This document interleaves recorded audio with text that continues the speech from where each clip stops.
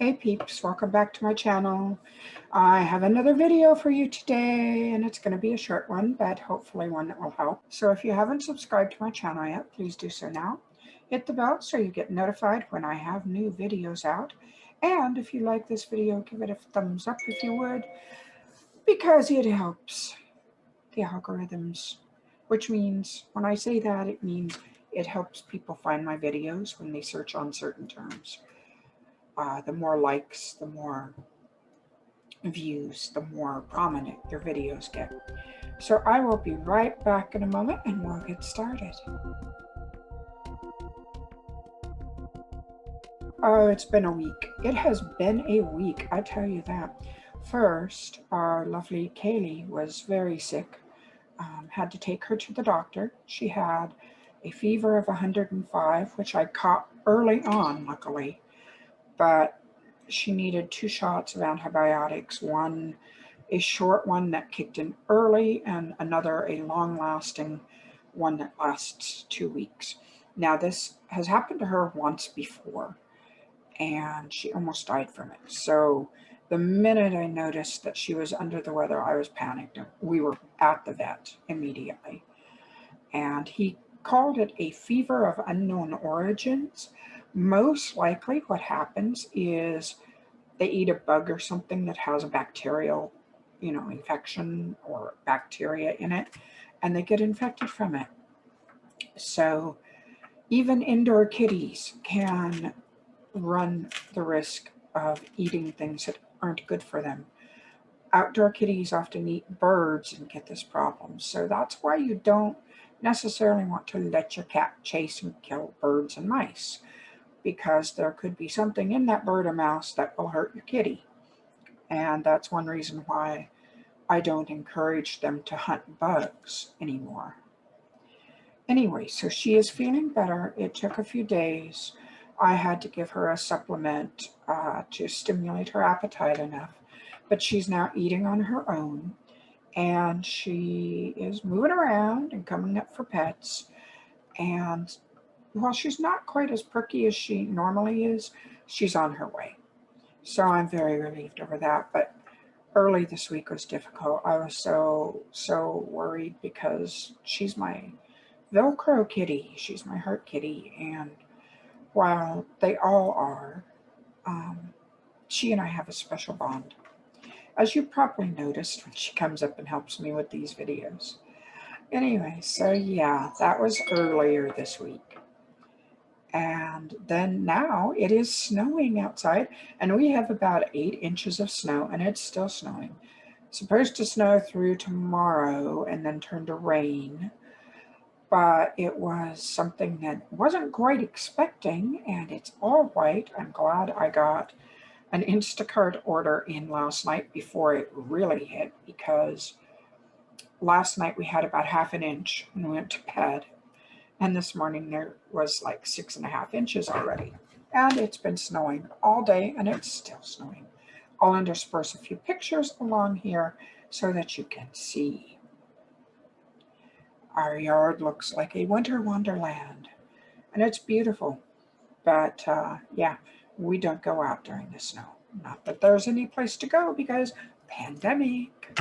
So today I think I'm just going to give you a few tips to make writing a little easier for those of you who are new to writing or who still are finding your way.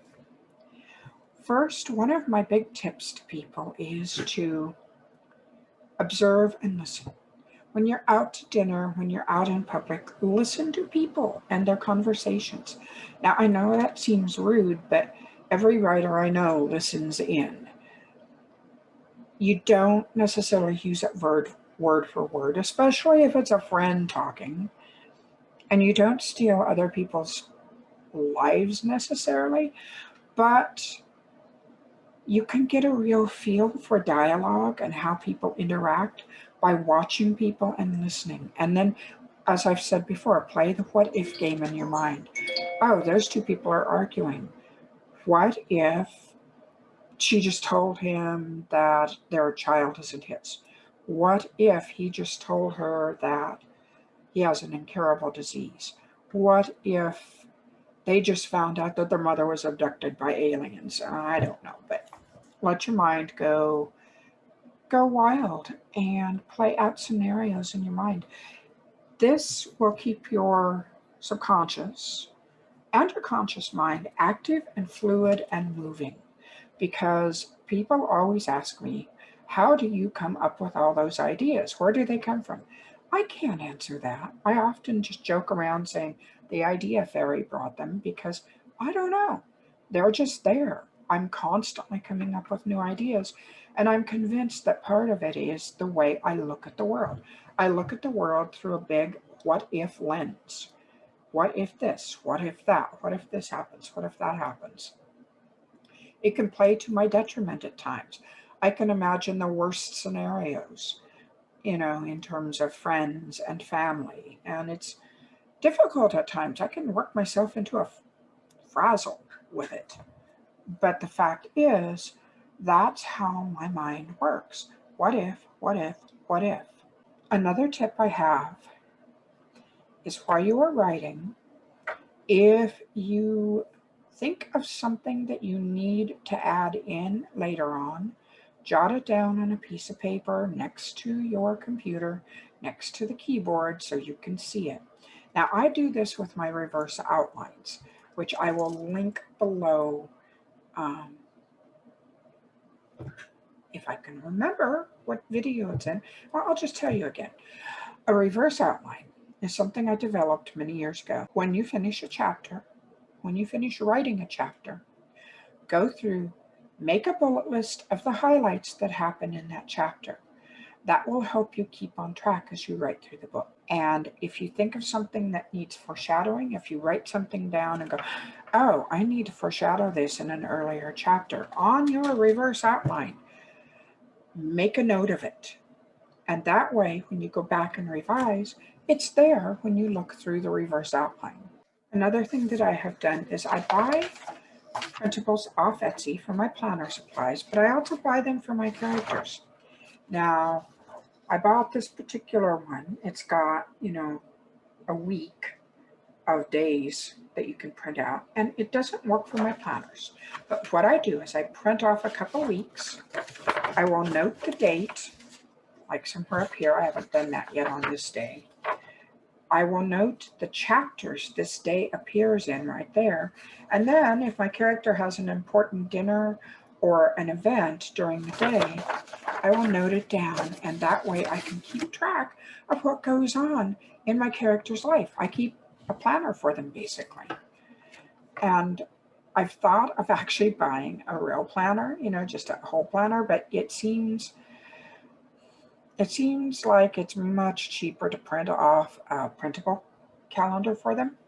I also, and I will link the site that I get this off of, but I print out the month that I'm writing about, and then I will write the chapter date or the chapter numbers on the dates that they occur.